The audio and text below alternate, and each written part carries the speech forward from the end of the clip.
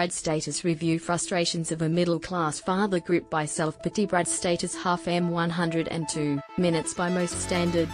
Brad Sloan Ben Stiller, the hero of Brad's status, has little to complain about.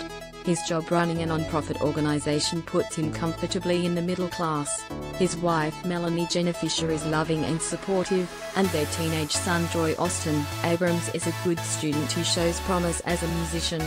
Play video. Play unmute 000216 loaded 0% 000 progress 0% stream type live 216 playback rate 1x chapters descriptions off selected subtitle settings open subtitle settings dialogue subtitles off selected audio track default selected full screen. This is a modal window.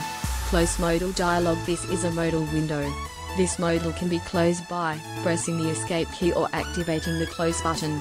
Play mute 00000 loaded 0% progress 0% stream type live 000 playback rate 1x full screen beginning of dialog window. Escape will cancel and close the window.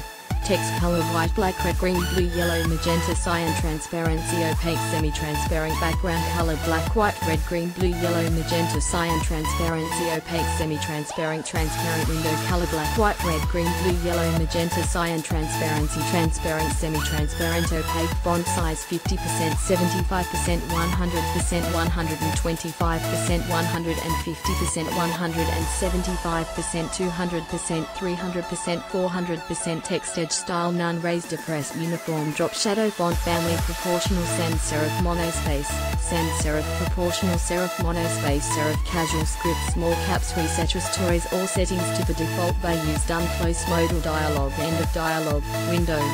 Play video replay video play video don't play up next trailer the fortress play video don't play video duration 0139 trailer Brad's status. Brad Sloan has a satisfying career and a comfortable life in suburban California, but it's not quite what he imagined during his glory days in college. But everything sours when Brad considers the success of his old college buddies, including a famous political pundit Michael Sheen, a tech whiz Jermaine Clement living in early retirement in Maui, and a flamboyantly gay director played by the film's own writer-director Mike White.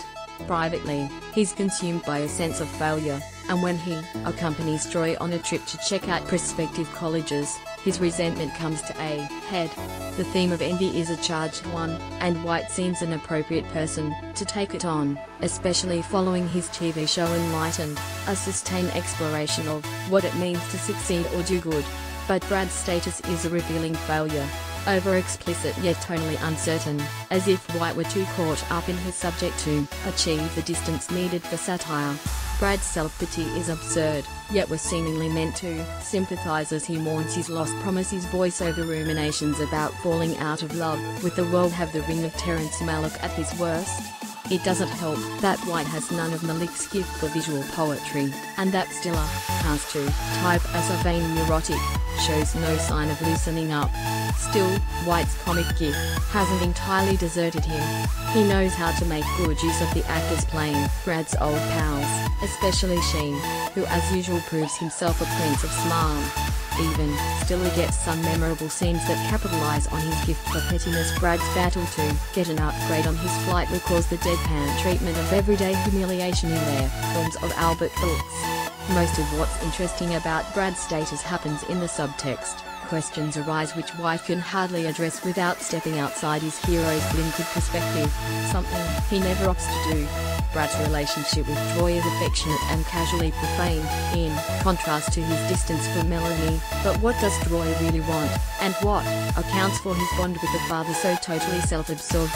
There are hints, too, that what Brad really craves is not status but sex, specifically sex with someone other than his wife.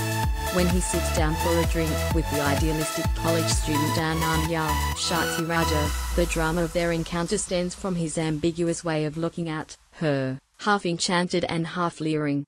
But on all fronts Brad's status remains evasive. Outwardly, the film offers a conventional moral: there are more important things in life than worldly success. Yet it's clear that White sees a good deal of force in the other side of the argument. Why else would he cast himself as a Hollywood big shot, reclining by his pool and